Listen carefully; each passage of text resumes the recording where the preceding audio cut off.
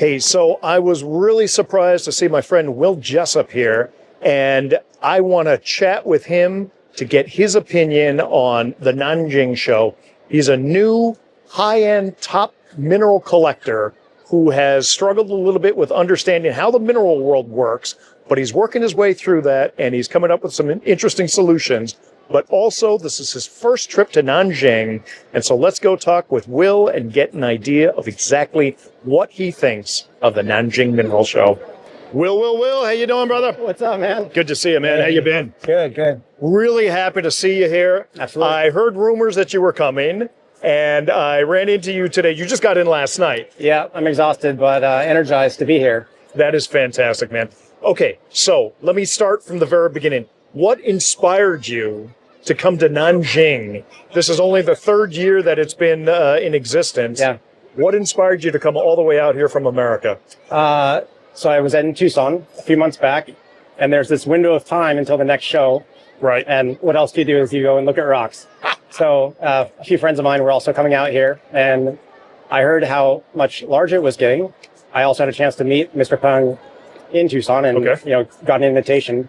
And I'm really glad I came because this show is phenomenal. I think the way they do things here, it's in this like massive building, air conditioning, great signage. It impressed me with how large and well done it was, because just from the outside, looking at sort of the website, is you don't get that impression at all. Right, exactly. But this is, I mean, there's like thousands of people here. And when I got here in the morning, 8 a.m. or so, it was more empty. And I was like, oh, it's like a sort of empty mineral show, like the other ones you'd expect. And now it's literally wall to wall. We're walking through like this, trying to look at rocks. So, yeah, it's awesome. Superb. What do you think of the quality of Chinese dealers and the materials that they're putting on exhibit? It's varied, just like everywhere else. I think there's a lot of large things like I was told there was going to be. Right. But we really found the gems in the small things. Yeah. So I'm like, I saw you looking at a topaz about that size when I came in this morning. yeah, I bought a bunch of small things, which was exciting and fun. I think, that's where you can sort of hone your skill and practice. And I got some really cool stuff. So I'm excited about that. And then on the larger thing, I bought something, not super end, right? Like middle tier, I guess.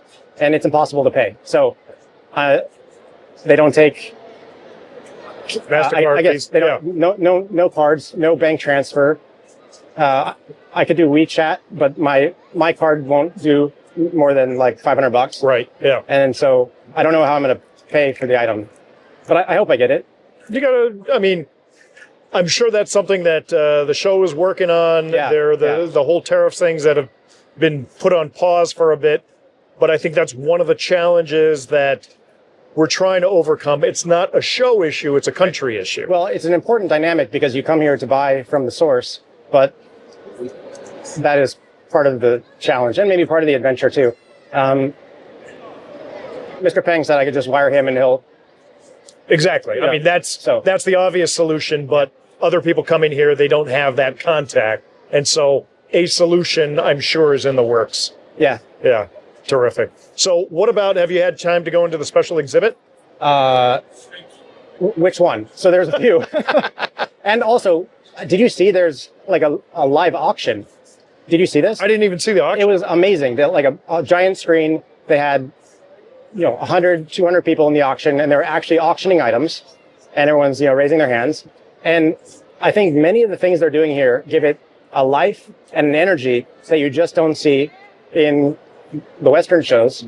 The feeling the place is more like a Munich, but you mix in sort of this, just this energy. For example, there was 10 people dressed with like these costumes with cameras on their heads, walking down, right? And I guess like selling cell phones or something. It's just they bring other things other than minerals in to make it electric, and you can tell there's like lines of people coming into this thing. Yeah, and I think that what they're doing is they're enabling sort of everyone in the community to find the energy in this hobby and making it very accessible. So it's awesome. Right on. Nanjing 2026, you come back? Yeah. What would you say to someone who asked you, so Nanjing, was it worth it? Absolutely. Fantastic. Right on, brother. Hey, listen, safe travels home. And you headed off to Sainte Marie this year? You were there. You were there last year. Yeah, you know, I make those decisions about 2 weeks in advance, and I think I'll be there. We'll see. Right on. All right, brother. Okay. We'll see you soon. Take Thanks, care. man. Cheers. Cool.